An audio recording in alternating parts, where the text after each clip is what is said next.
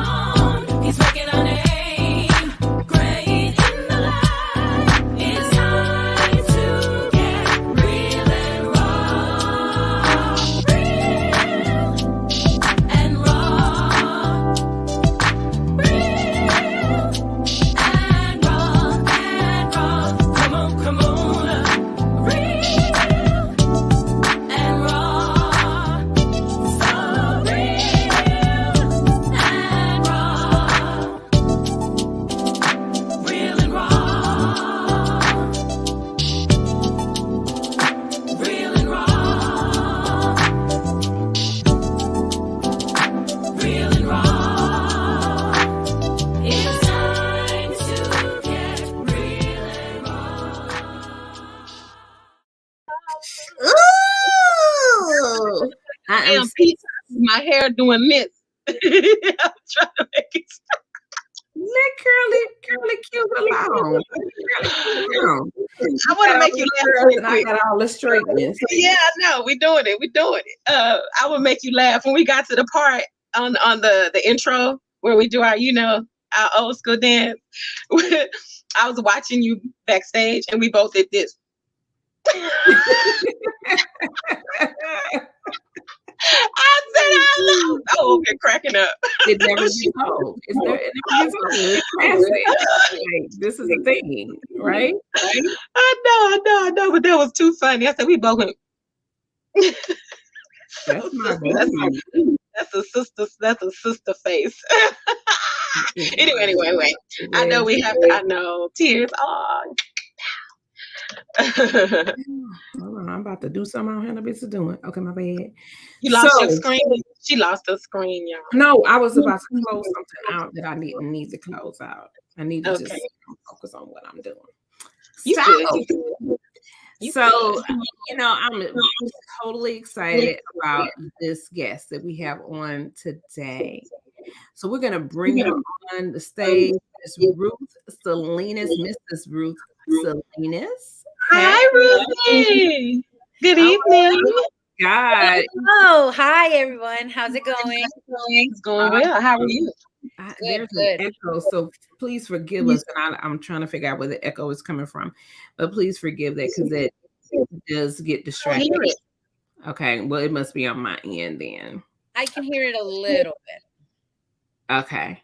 So I'm not going to allow that to tear up what we have going on here. So anywho, I'm excited, and let's go ahead and get started in this conversation. Ruth, welcome to this platform. This is the season finale, and we are beyond pleased that you can join us and appear on this episode. Our Yes, prior indeed. guest conversations has brought forward the power, poise, promise, and push of the spirit of the woman and men. Can't leave out the men. Through adversities, love, hope, faith, healing, grace, and courage. Today is no different except for one's perspective. So let's talk.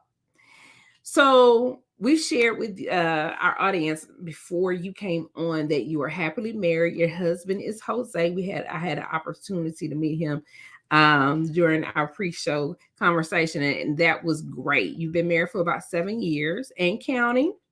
You do not yet have any little ones, but God willing, that'll come soon enough.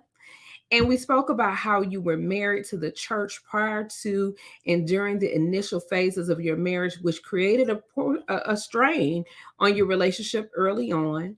And we mentioned how you left your corporate job and became an entrepreneur during the pandemic, and how you continue to live, love, and prosper beyond having a diagnosis of depression and anxiety from when you were younger. So we want to first know, how are you doing in 2022? I'm doing a lot better than 2020.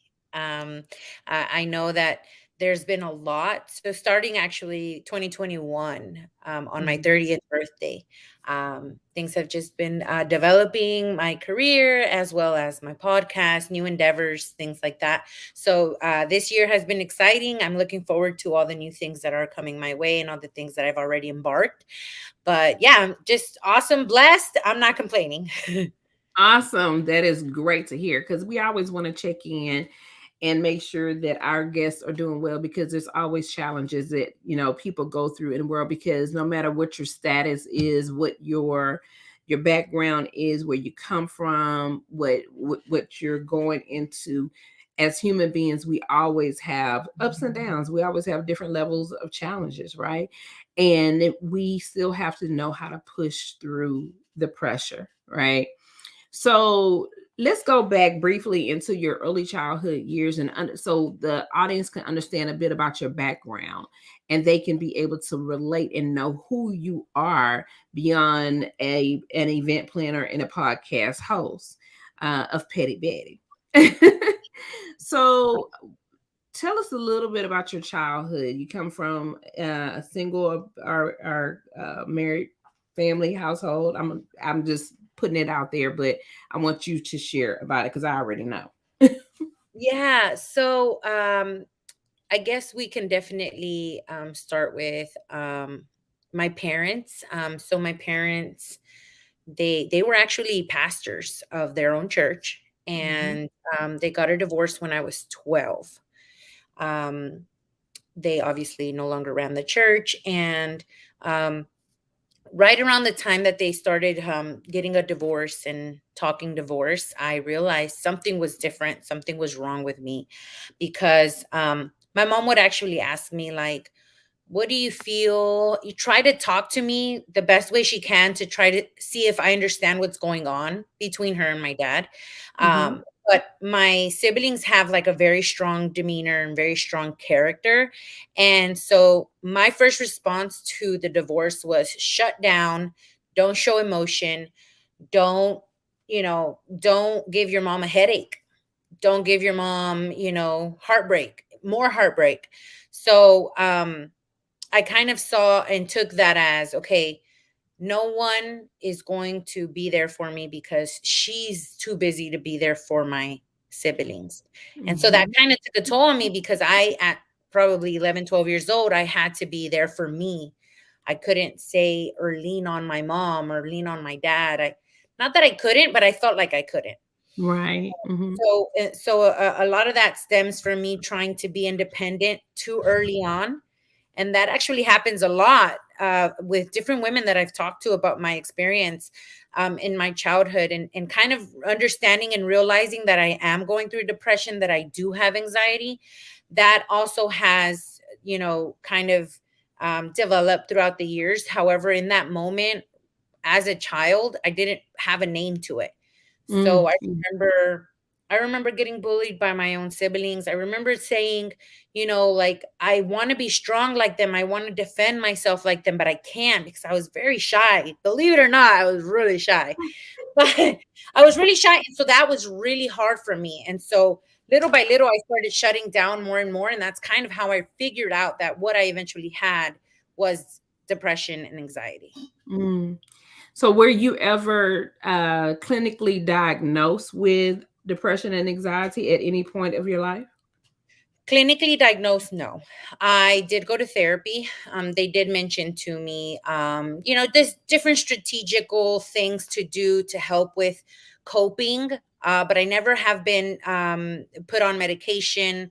My mom was very particular about that growing up, which I Mhm. understand. I mean, there's nothing wrong if you do take medication for it. Some it helps some people, but my mother in that particular time actually opted not to, and opted not to go the medical route and more of the uh spiritual Therapy, route of spiritual route. therapy. Hmm. Okay, awesome. Well, thank you for sharing that. Because some people, we have to make sure people understand that just because you're not clinically diagnosed, doesn't mean that you have not experienced or may not experience depression or anxiety. Because Right. everyone, and then especially with the pandemic, everyone, including myself, we've all experienced some level of discomfort or anxiety or depression or something as a result of the lockdown, the disconnect, the lack of social engagement. It's just so many different reasons why this Oh yeah. could occur. And it's absolutely nothing wrong. That's why you pick up the phone, you seek therapy, you have someone that you can talk to, and people that won't judge you. So Absolutely. let's see. So, Ask a, or not really ask a question, but kind of piggyback on you, sis. When this is really good. This is really good because I think that there is a huge problem. When my mom had, I'm sorry, this is going to bounce. When my mom had, when she had a heart attack, and then found out subsequently after she went through a doctor or two that was not working well, that she had a stroke the same day. Um, PTSD set in. And the new doctor said these words. He wanted to, he was telling me about prescribing something for anxiety. And he said that it goes undiagnosed so much. So when you said, sis, in response to her not being diagnosed, it doesn't mean that it wasn't that, is very pivotal for people to know. Because if you think that I should be able to do this and I should be able to jump up out the bed and I should be able to do this, but you're really struggling, you know what I mean? And you don't know it because no one's diagnosed it, that's very dangerous. Because then once you can say, this is what I'm dealing with, you may not always have to deal with it, but this is what I'm dealing with right now, then you know how to love on yourself and care for yourself because you know what direction you need to go in. I just wanted to take a second to really drive that point home since a medical professional said what you said. It goes undiagnosed far too often, and that's dangerous. And not only absolutely. that, but I also believe that sometimes we try to ignore the signs so much to where we're not being real with ourselves. We're not Mhm. being raw with ourselves. Mhm. And so to add to that, it's almost like I don't need a doctor to tell me anything, and I don't need him to. It's good to, but I don't need him to analyze me when I know what I have and I'm working through it, because that would be the problem if I wasn't working through it and if I wasn't trying to be better in spite of it. Absolutely. Awareness is the key because if you're not aware of what your condition may or may not be, and we have to be very careful with self diagnosis because we have not been trained to diagnose anyone, and there are clear signs for certain ailments or illnesses or diseases that we have to be cautious about.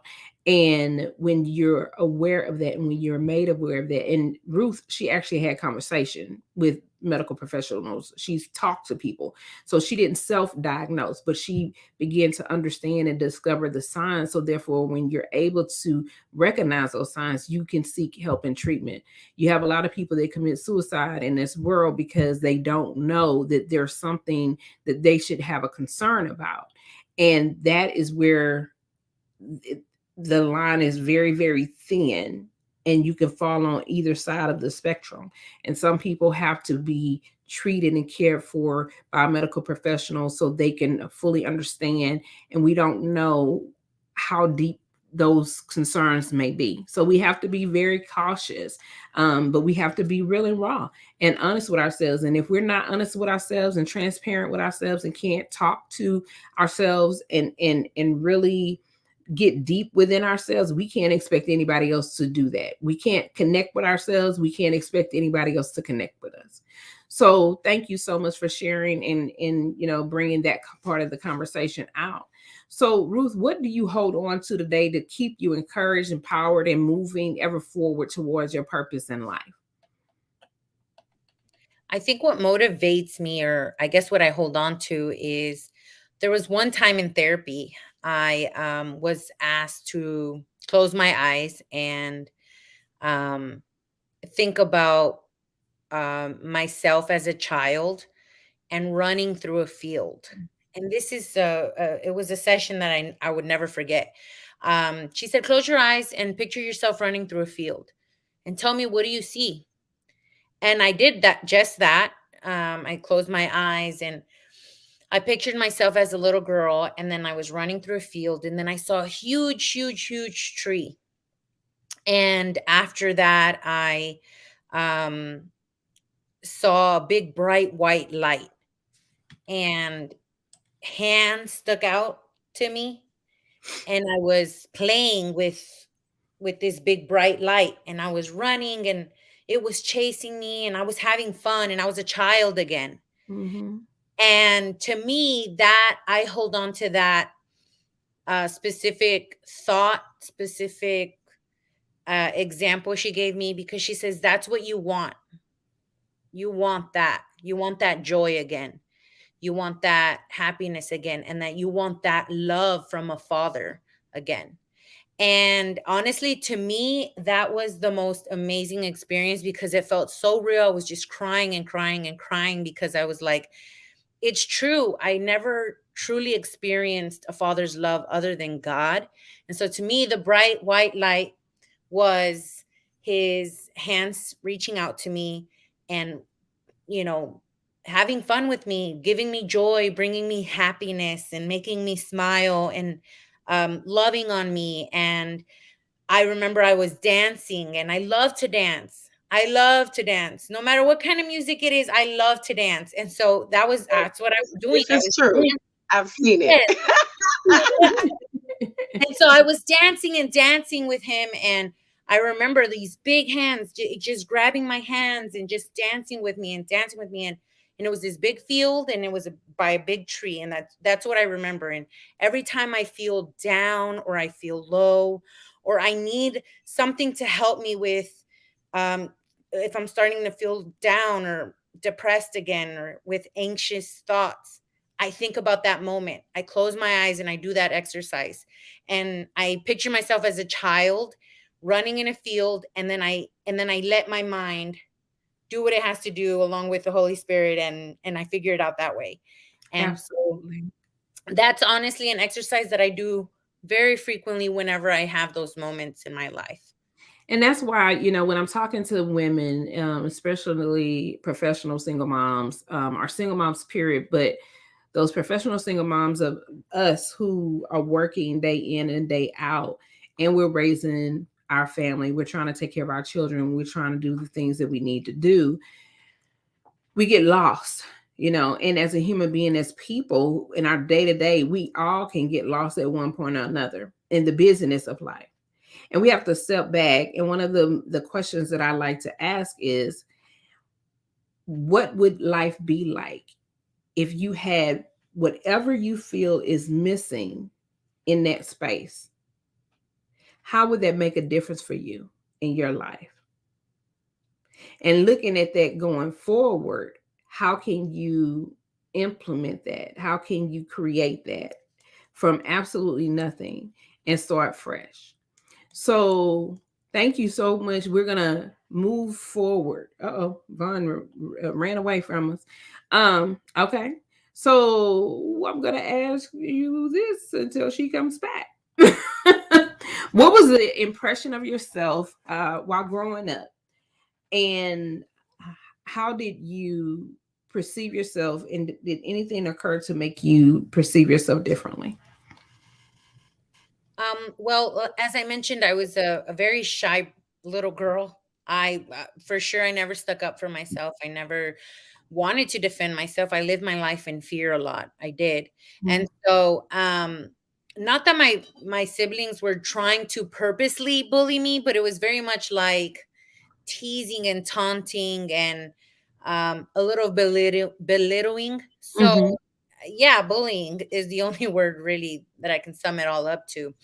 But I remember me being in my room and just thinking to myself, okay, Ruth, you have two options. You could either defend yourself, stick up for yourself, get mad and fight back, or figure out how you can um, Oh, you muted yourself and figure out how to suppress these feelings even more. Okay. Well, we know So, we didn't want to do number well, two. we didn't want to do that, right? Because we were tired of that. So I remember putting myself into different situations where I had to, even if it was just like simple, like going to meet a friend, like introducing myself and putting myself out there, away from my siblings, away from my family. And then eventually it got to the point where I was putting myself out there in front of my family and saying, hey, you can't talk to me like that. Stop doing that, or treat me better, or you know what, I'm just gonna back away and not talk to you anymore. You can't be in my life anymore. Saying no is something that I learned to do in my Absolutely. early 20s, probably. So I think for me, it was very hard to say no because I have people pleasing tendencies. Mm-hmm. So that definitely stems from me wanting to be, you know, that happy go lucky person with everyone, but ignoring my feelings, ignoring who really matters. Mm. Can I ask a question, you guys? Is there, do you think, Ruth, do you think there's a correlation between people who have suffered some form of um, traumatic traumatic events in their youth, in their early youth, suffering from depression, tend to be lean on the people pleasing side more than others? Well, people pleasing is actually, I believe it's a coping mechanism for something, for sure. So no matter the scale of trauma, it definitely is a coping mechanism because for me at least, it started from seeing my mom so sad and upset all the time because after the divorce, she just completely changed. So I suppressed my feelings, my outrage, my questions so that I won't bother her. And that I feel that begun my people pleasing path, I guess. That's a good word.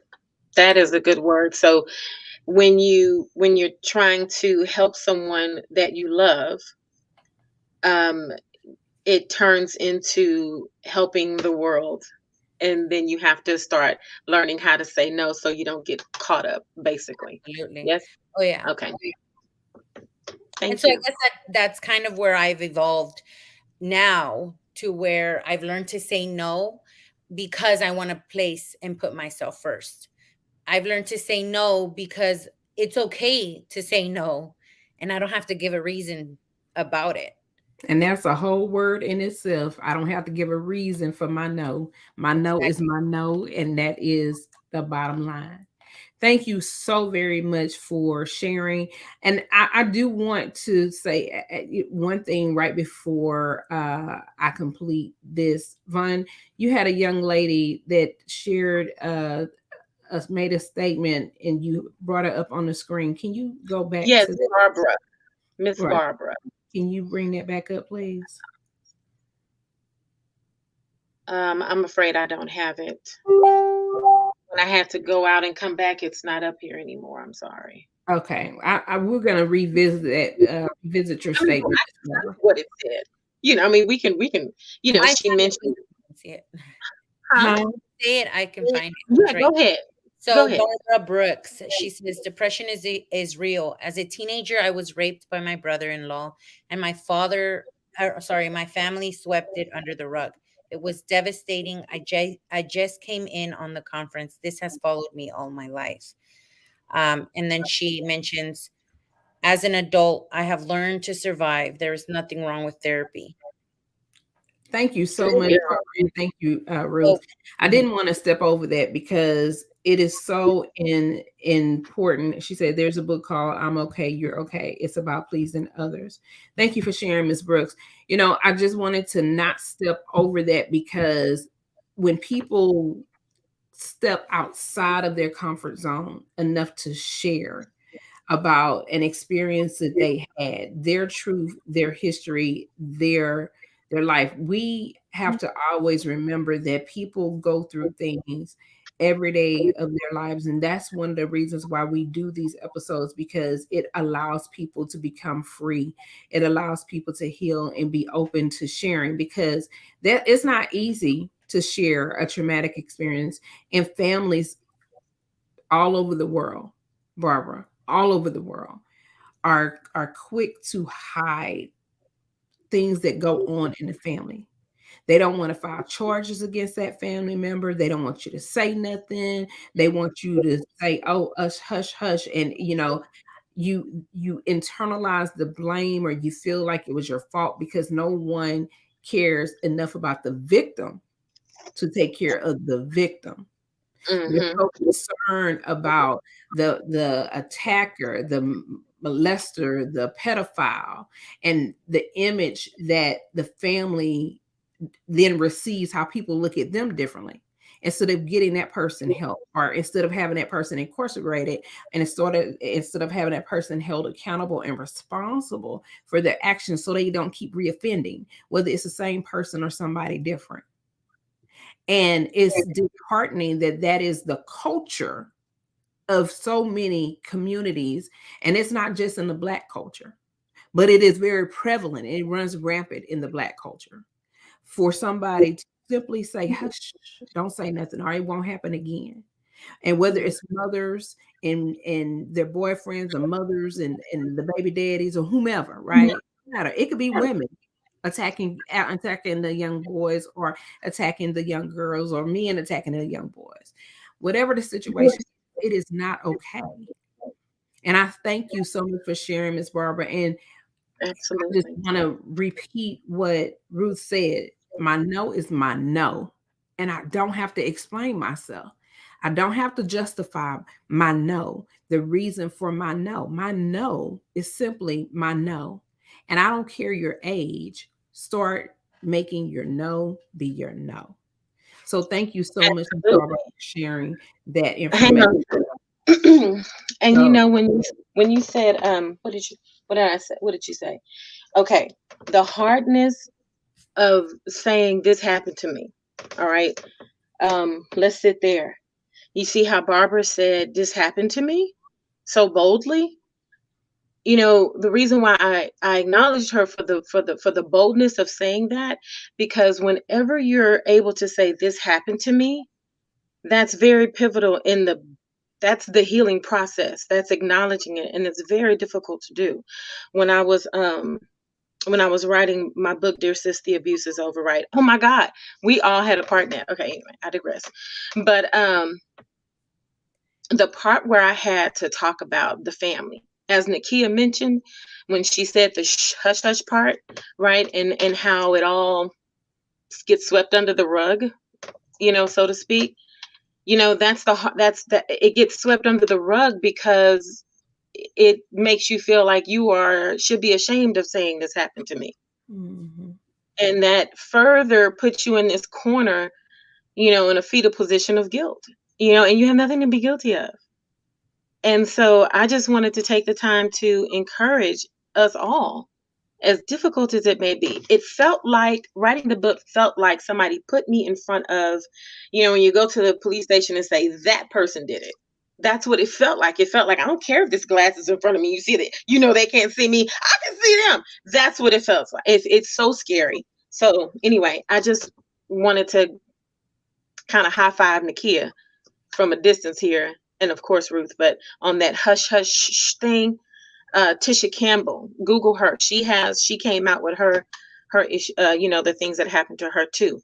Please, Lord, give us the courage to say this happened to me, so you can no longer be trapped in your heart, in your emotions, in the lack of grieving, so it doesn't hit you like a ton.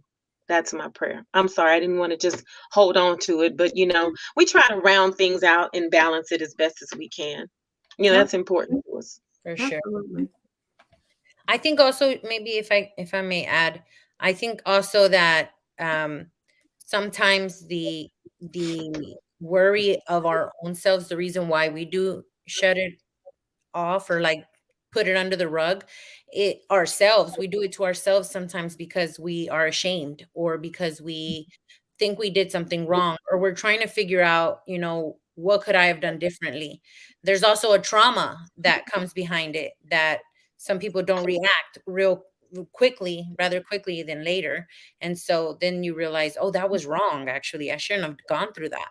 And so I know two women in my life who did go through that, and who were exposed in different ways, without wanting to, or without saying yes, or giving them the authority to. And so literally years later, they realized, oh, that was wrong. I shouldn't have gone through that. I shouldn't have done that, or they shouldn't have done that to me. And so that doesn't make them wrong. That doesn't make them less of a victim.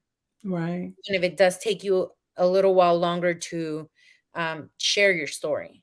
Absolutely. Thank you so much, Ruth.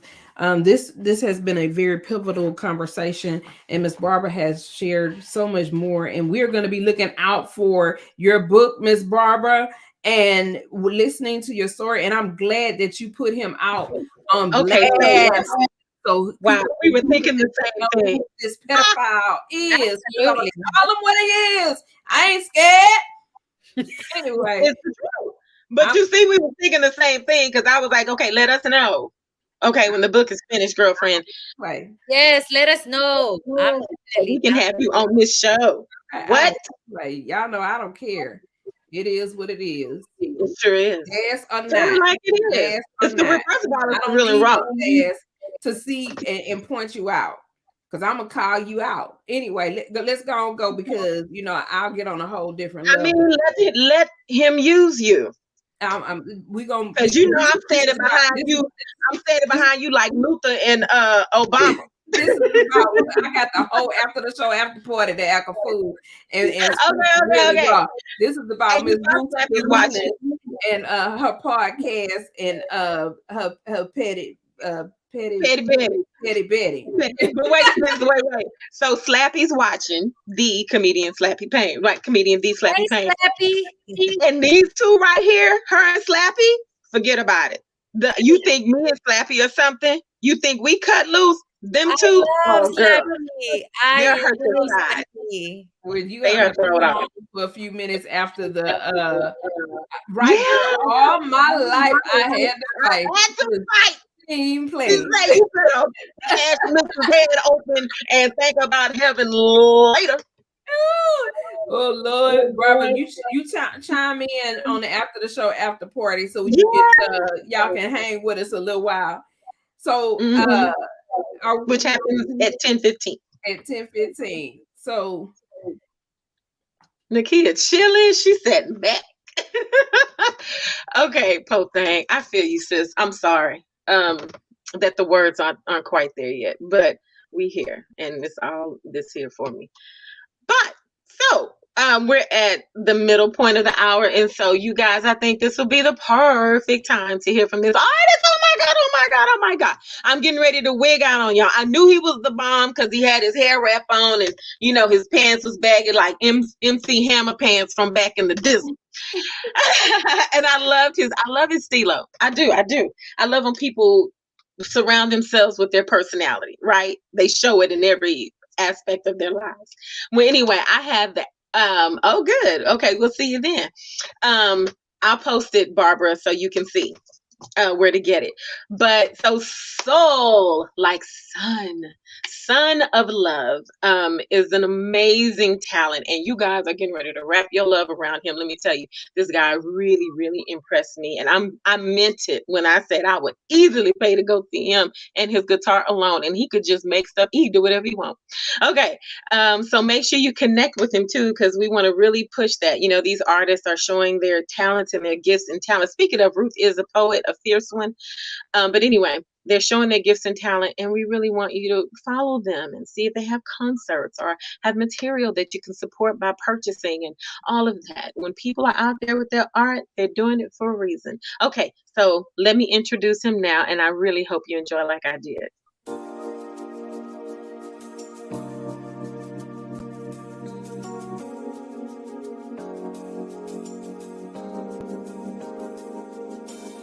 What's going on, Real and Raw family? My name is Soul, the one and only son of love himself. I am an artist, and today I'm going to be performing for you all the first song I ever wrote called Freedom Song. And this song is all about finding freedom when you find your purpose. And I'm a firm believer, once you find your purpose and the reason God made you, you're going to be free to live the life that God has created you to live. So I hope you feel empowered from this song. And yeah, if you would like to connect with me on social media, you can follow me at _ son of love, SUNOFLOVE, sun like the sun in the sky. And we'll be connected, and you'll be able to find all my art on there, you know, whether it's me performing spoken words, singing, rapping, or even painting. So I hope you all are blessed from this. Enjoy the rest of the show. Peace.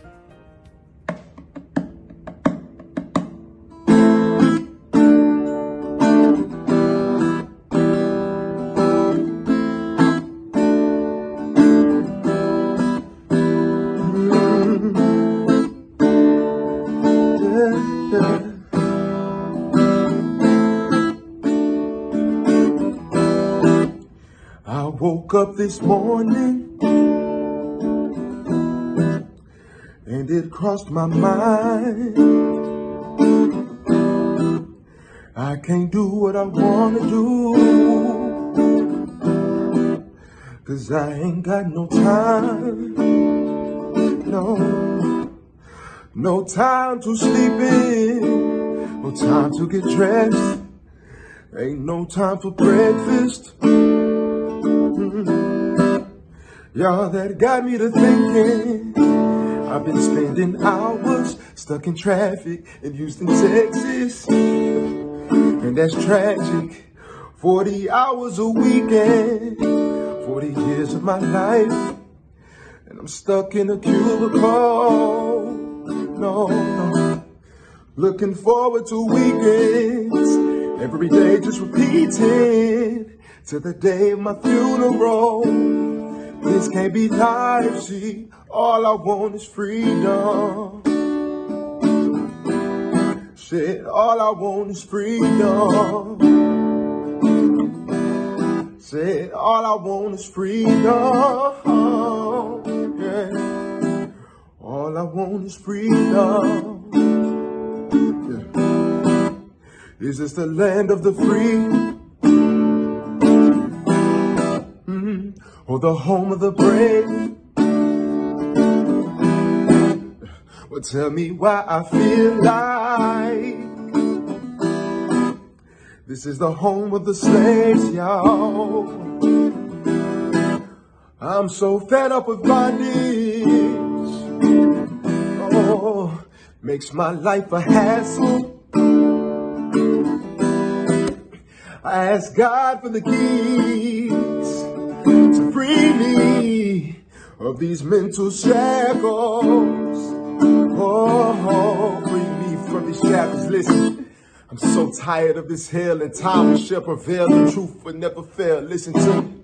So we live it, and then we teach it. Provide the proof so the youth don't end in jail or the grave. Cause the way this road was paved has led generations of our people to be enslaved. And in our minds, we think it's all about the dollar bills, y'all. Trading our time for dimes instead of taking the time to find our passions. Open your eyes and see that we were made to shine. We were born with the purpose that we were made to find. Purpose comes with the mountain that we were made to climb. And the climb takes a little time. Just keep your faith in God. Believe in yourself. Embrace the grind. And it's a matter of time to see that you were born to fly. But only eagles soar. And if I'm lying, let me hear somebody roar. Moment of silence. Cause I'ma speak the truth till my body drops to the floor. They say the truth sets you free. Well, all I'm looking for is that freedom. Freedom. Freedom. Freedom. Freedom. All I want is freedom. All I want is freedom. Yeah. All I want is freedom. All I want is freedom.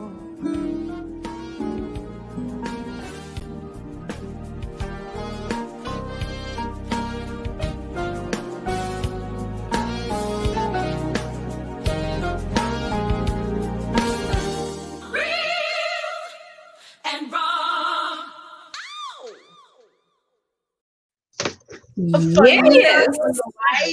All I want is freedom. I love his music. Y'all should you should really follow him and listen to him. He flows poetically, naturally. Like we had a hip hop hope event last month.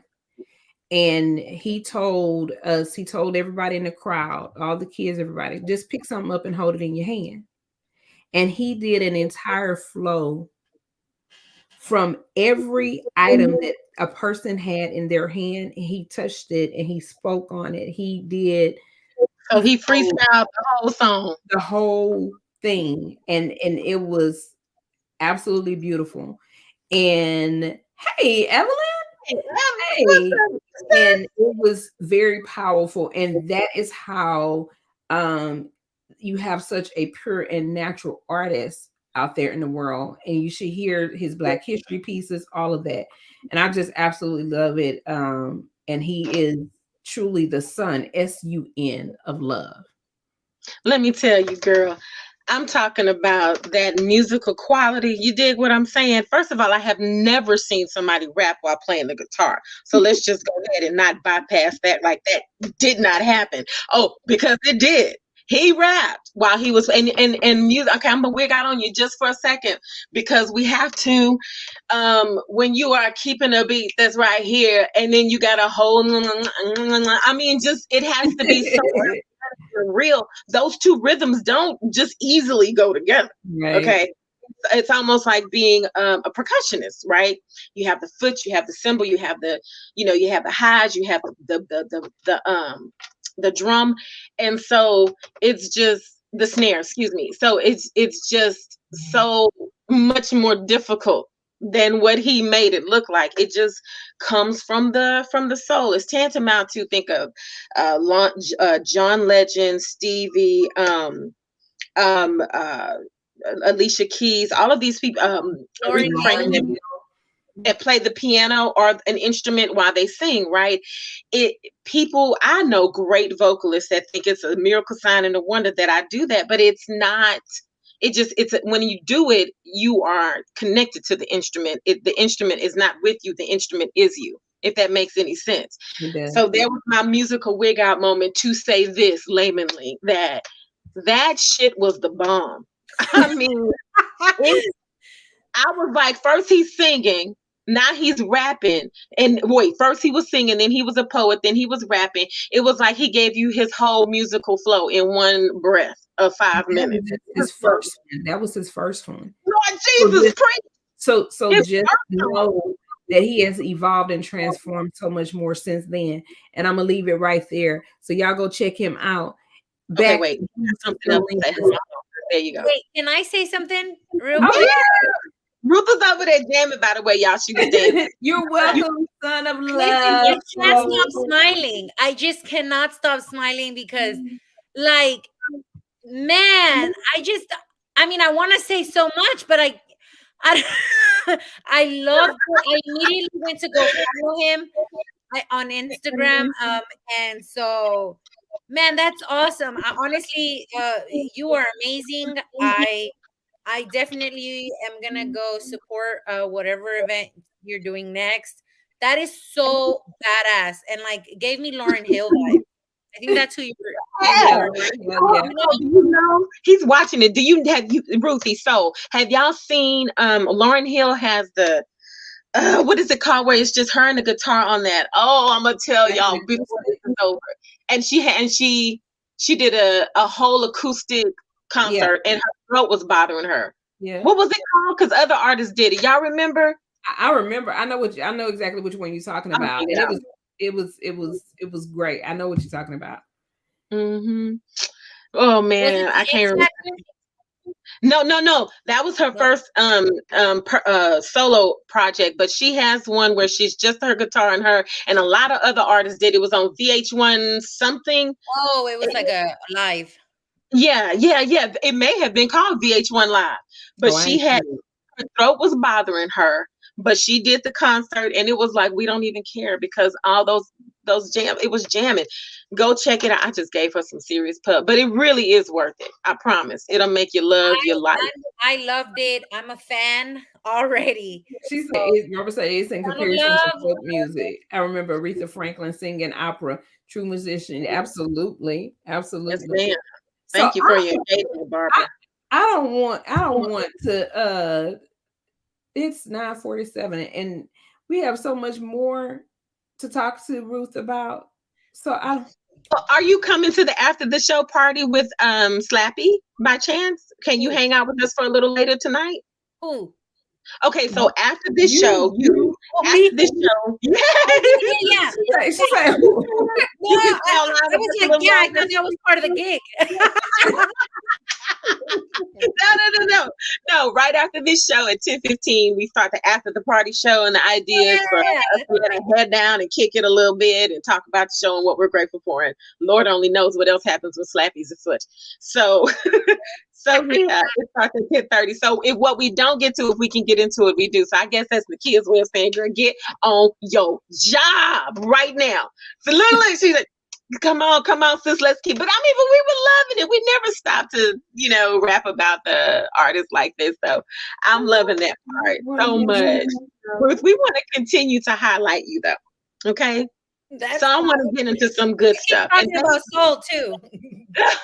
We'll talk about him in the after the party. We might even play his gig one more time for those because we have people that only watch the after the party show. It's weird.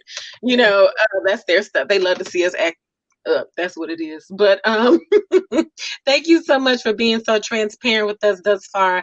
I just really appreciate it. I'm sure I speak for Nakia when I say that. I want to move into the things that you're doing because Nakia mentioned so many wonderful things that you're involved in with your businesses, and I'd like to just kind of see that side of you. And it's beautiful to go from to deal with this and come from that and still spray light into the world. And you do that with your podcast, Petty Betty. Now, let me ask you, as a podcast host with Petty Betty, how do you make a difference in your listening audience? How do you use that platform to spread that light? So with Petty Betty, the podcast, it's actually a space to express yourself. For so long, I suppressed my feelings that on my 30th birthday, I actually decided to launch the podcast because it was the start of a new decade for me. So I was like, I have to do it, which was actually just last year. So I literally was like, I want to do this. It was so heavy on my heart. So it's a platform for people to express themselves, for me to help myself express myself, and of course to shed light on different issues, to shed light on gossip, to shed light on all the petty things that I can think of, to shed light on womanly things, on business, on entrepreneurship. I'm sorry. Because you was like share all the petty. And look, you guys, I'm so loving the fact that I was able to be on one of her episodes. And that's exactly what I did. And I'm gonna tell you something, Nakia. I got real and raw. I promise I did. There's actually a part 2 that I'm dropping on Sunday. So. We're not gonna talk about somebody talking a lot. All right. We were spending the whole day together, and I wasn't even mad about it because I had missed you so much. But when the same thing that we try to do here is what you're doing there, is giving people the freedom and the space to just be themselves and come on out and say it like it is, right? For sure. And it's funny because I even told you, I said, I don't know. I really don't have a lot of people cuss on here before. So it took like 2 hours for them to approve that episode. So I don't know. This next one might be like a whole week or something, but we'll see. She asked. No, I love the right questions, and she told me, "Be you." Oh, yeah, you got to be mindful of what you say to Vawn, because she's gonna give you more than the real and raw version of content. No. Come on, bro. Son, that was Lauryn Hill, MTV Unplugged. That's it. I'm sorry, having a moment, but yes. And look here, okay, there's one last thing off topic. I'm coming right back. I haven't lost my way. I promise. I'm not in the rabbit hole. So check this out. When she won Album of the Year for X Factor, right? I'll never forget. She said, "Yo, this is crazy because this is like hip hop, y'all. I mean, understand this is the early '90s, so a hip hop album winning." Album of the Year is like, what? And this is like her second. I think she's done 3 albums in her lifetime. What? And we love her this much. Come on. Yes. Right? What kind of impact is that? She like Sade. Well, actually, yeah, because Sade, I think at least has at least 15 or 20, something like that. Okay, but anyway, okay. I digress. We're coming out for 2 months, so you have some time to go back and check us out and see what it is that you've missed. You will be amazed of all of the content and the different guests that we've had on. So this show is like none other. I can just tell you that right now. Really Raw Show is not comparable to any other platform that you've ever engaged with. I promise you that. Put my name on it. Let's suggest just a couple, and then I swear we're moving on. Ruth is such an awesome. Girl, you got to come back. We have one with Juanita Campbell Rasmus. Barbara, you want to go back to the beginning of 2021 to see that one, because she talked about her book. 3. Episode 3 was God. That was episode 4, The Beautiful Colors of Healing. Yeah, The Beautiful Colors of Healing, and there's a poem on there, Continual Healing, amazing poem. You should love it. I'm telling you. There's also one with the doctors Davenport. That that they're counselors, and they talk about grief and healing of that nature. You know what? You just take the summer and binge. Okay, I promise you'll love it. Start at number 1. Start at number 1. Just number 1, because we started with what was it? Dating, sex, and relationships, a good woman's perspective. Dating, sex, and relationships, a good man's perspective. Then dating, sex, and relationships, God's perspective. And then we went into the healing process, and we went into the Jamie Bird story, James Bird Jr.'s daughter. We went into Commander Carolita Johnson. We had Chief. We tried to get Chief on for a whole year. We got him on this year's.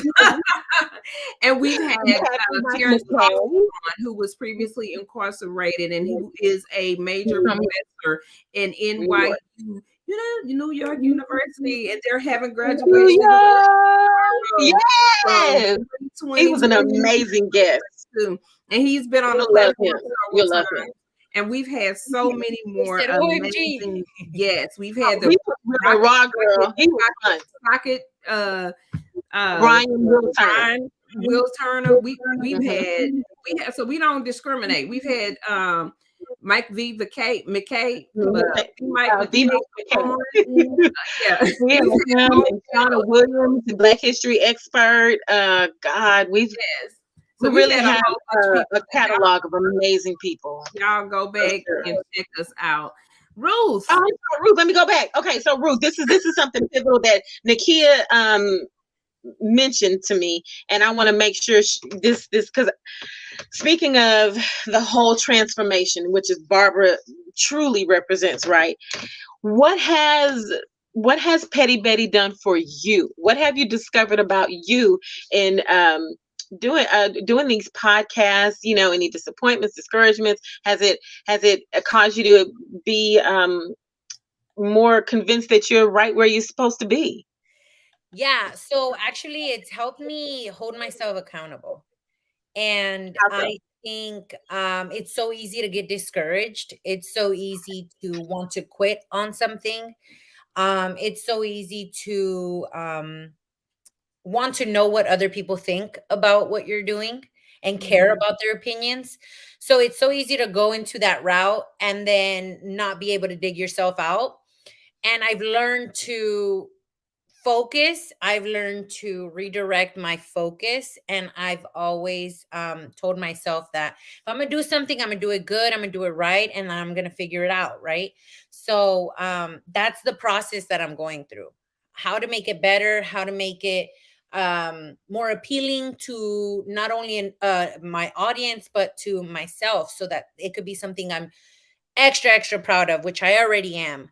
But it definitely has helped me hold myself accountable and be responsible with making sure I post, making sure that I have that content available for the people who are waiting. Because I had a moment where I got really discouraged because someone made some comments that I saw, and I was like, you know what, I can't focus on that. I have to focus on the most genuine part of the podcast, which is my vulnerability and the vulnerability of other people that are engaging. So yeah, holding myself accountable and being focused. Awesome. Thank you so very much for sharing, Ruth. This has been a great episode. And there was so much more that we wanted to talk about and engage with you on. And we're 3 minutes till 10 o'clock.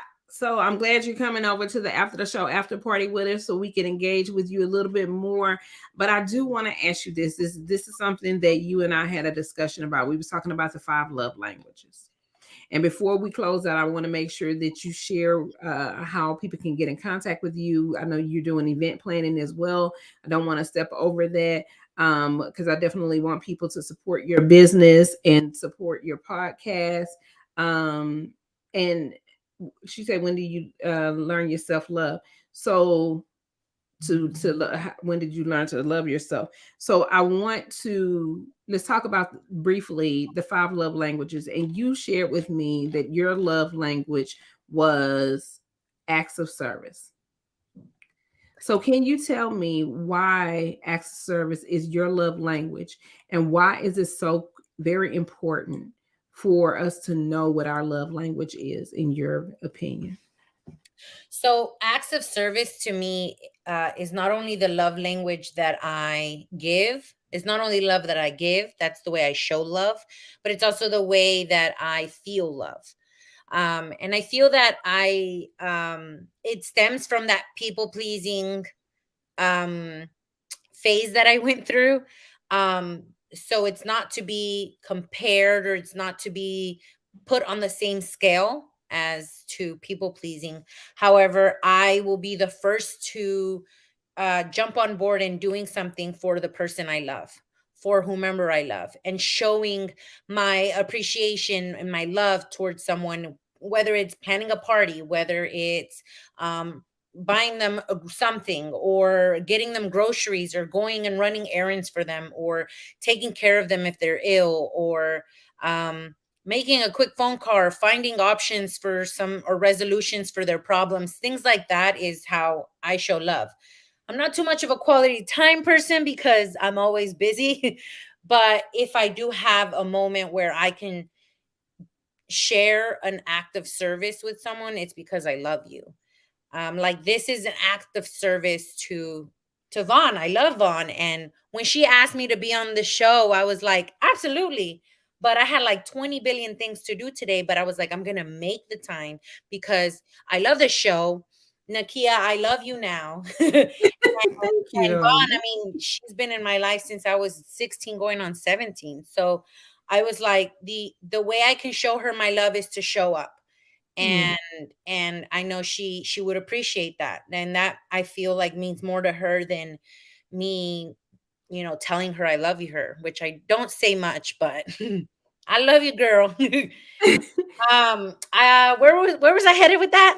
How does that translate into your relationship with your husband? I'm I'm sorry. trying Okay. not to cry. I love you too. For real, for real. Don't we look alike? This is my baby sister. No, for real. So with my husband, I think with my husband it was a little different as far as figuring how the way I show love fit into our relationship, because he's very much loving and caring and like he'll affectionate, and I'm a little more dry and not cold or frigid, but just a little more simple, if that makes sense. Mm-hmm. So the way I would show up for him, I would show up for his mom, I would show up for his family, I would show up for surprising him with a random act of like a dinner, which I hate cooking, to be honest. But he's like, "Oh, you made steak today? That's my favorite." Or, "Oh, you made flautas today? That's my favorite." Flautas are like little taquitos. Mm-hmm. And so that to me shows me, okay, he's happy, and I'm doing my job by showing him I love him in this act. Mm-hmm. But yeah, I mean, I feel like he's reciprocated in the same way and showing me acts of service. Like if I need help and he sees that I need help with my business, he's like, "Hey, what do I need to do?" Or he's very much like, "Okay, I'll go with you. If you don't have anyone to go, I'll go with you." Or things like that. And that to me is more than gazillion roses on a random Saturday, Mm. which that's nice too, but Like don't bleed it don't out. get So, twisted. a final thought. How would you like people to remember you? And I still want you to answer the question, why do you feel it's beneficial for us to understand and know our love language? What was the first question? Why is it beneficial for us to understand and know our love language? Answer that one. I think it's beneficial to know and understand our love language because we will live the rest of our life not being satisfied or not having that whole satisfied, that piece of the puzzle satisfied. Specifically because if you can express what you need, there's no way anyone else can know. There's no way anyone else can know. Did I say something different when we talked earlier? No, you're perfect. It's Oh, perfect. okay. It's perfect. Because It's your perfect. face is like, No, oh, no, no, no, no, no. It's perfect. okay. It's But no, perfect. for me, it was No, very, no, that's a girl. I feel you. I'm right with you on that. That's what that looks. okay, okay. It's Yeah, perfect. so for me, it's very much like I need to, and that stems from, again, my childhood trauma, my experiences. I have to express myself. I have to be able to show you and tell you what I need. If not, you're never going to guess. And then vice versa. My husband needs to be able to express to me, or the person that I'm in a relationship, a friendship with, has to be able to express to me what they need from me in order for me to be able to give it to them. And the Absolutely. only way to do that is for you to understand what is your love language. How is it that you receive and give love? So thank you. What is the one thing you would like people to remember you by? A call to action. And what do you want them to remember about you from this episode? I think overall is to find the moment where you do fall in love with yourself and constantly remind yourself that you're enough. Mm. Thank you so very much. I appreciate that. So if you all would please join us for the Real and Raw Talk Show after the show, after party. This has been the season finale episode with our amazing and beautiful and awesome and above and beyond. Yes, no longer people pleasing, where her no means no, and she does not have to give a justification or explanation for that. Mrs. Ruth Salinas, thank you so much for joining us on episode number 35. I'll see you back in August. My name is Nakia Franklin. She sure is. And I'm Vawn Gretta. And this is the Real and Raw Talk Show, where there are no boundaries and no judgments, my people. Woo! Thank you for joining us on another episode of the Real and Raw Talk Show with Nakia Franklin and Vawn Gretta. Remember to like, subscribe, and follow us on all social media platforms today. A special thanks to our guests, sponsors, and audience members. We are grateful for your support of our programming. If you would like to be a guest or sponsor one of our shows, please email us at info.realrawtalkshow@gmail.com. We would love to hear from you. This has been a Vawn Gretta Studios production, where we are creating without limits in partnership with Social Integration, specializing in socially integrated programs and services. The views and opinions expressed on the show do not necessarily reflect the official policy or position of the Real and Raw Talk Show with Nakia Franklin and Vawn Gretta. Any content provided are opinions and are not intended to malign any religion, ethnic group, club, organization, company, individual, or anyone or anything. Stay connected and join us for our next conversation, where there are no boundaries and no judgment.